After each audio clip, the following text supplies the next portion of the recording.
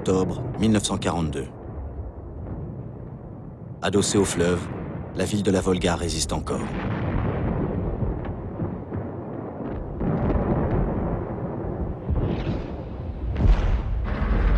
Les soldats allemands écoutent le Führer à la radio. Nous avons pris Stalingrad. Il ne reste plus que quelques points de résistance. Nous les prendrons les uns après les autres. C'est une question de temps. Pour Hitler, Stalingrad est devenu le symbole de la victoire sur la Russie.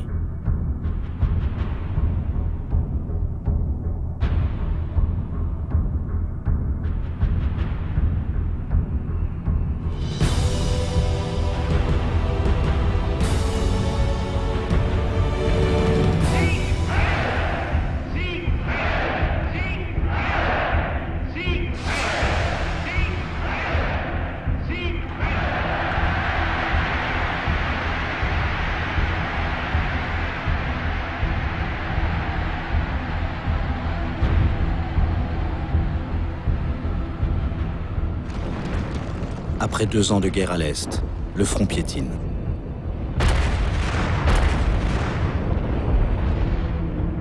Au nord, les Allemands encerclent toujours Leningrad. Après 700 jours de siège, les Soviétiques ne faiblissent pas.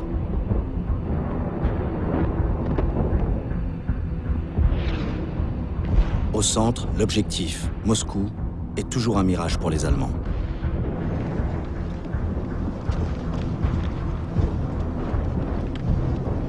Au sud, la progression vers le pétrole de Bakou s'arrête dans les monts du Caucase.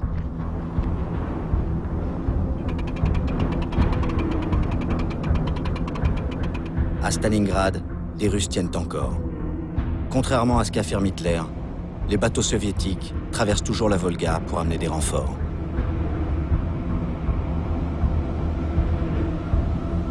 Chaque jour, des milliers de jeunes hommes, parfois sans armes ni formation militaire, sont déversés sur les berges. Ceux qui reculent devant les obus allemands sont impitoyablement abattus par les commissaires politiques.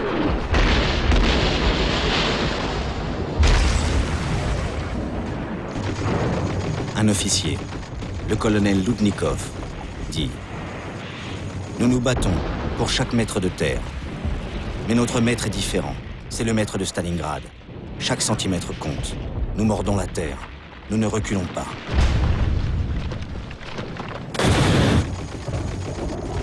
Les Allemands cherchent à les débusquer au lance-flammes.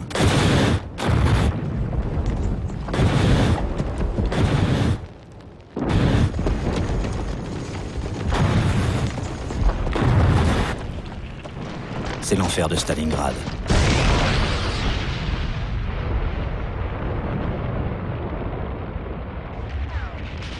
Les sacrifiés et tous les soldats russes du front écoutent, le 7 novembre, anniversaire de la Révolution, leur chef suprême, Staline, prononcer ces paroles inattendues. Demain, on dansera dans nos rues. Parce que le général Zhukov, l'homme qui a déjà sauvé Moscou, a un plan. Tenir ces îlots de résistance jusqu'au bout pour fixer dans Stalingrad l'armée allemande du général Paulus. Sur l'autre rive de la Volga, Zhukov rassemble toute une armée dans le plus grand secret.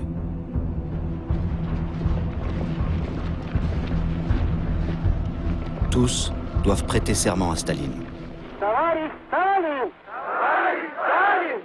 Клятвенно обещаем! Клятвенно обещаем! Что не пощадим! Что не пощадим! Своих сил! Своих сил! Крови! Крови! И самой жизни! Самой жизни! L'Union soviétique tout entière travaille, malgré les destructions et la perte du quart de son territoire, a donné à cette nouvelle armée un énorme matériel. Les usines, déplacées et remontées aux portes de l'Asie, tournent maintenant jour et nuit. Là aussi, le sacrifice humain est terrible. Dans cet hiver de 1942, dans leurs ateliers sans chauffage et parfois même sans toit, les femmes ont froid. Elles ont faim, elles meurent d'épuisement, mais la production industrielle soviétique est décuplée.